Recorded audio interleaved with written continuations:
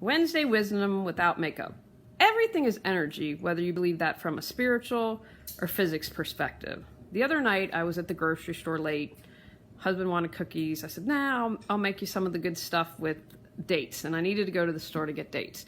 So the checkout, I went, and the woman was really annoyed that she had to wait on me. And she said, have a blessed night.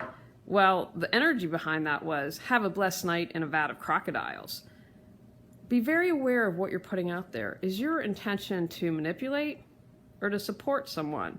Whether or not we're aware of it, we can always pick up the vibe of what is behind the words, the energy. And don't get upset if you put out this kind of crappy energy and then it comes back and you're like, whoa, but I was nice. Nah, what was your energy? Awareness plus action equals change. What are you putting out? Go out, clear the clutter, create the life you choose, deserve, and desire.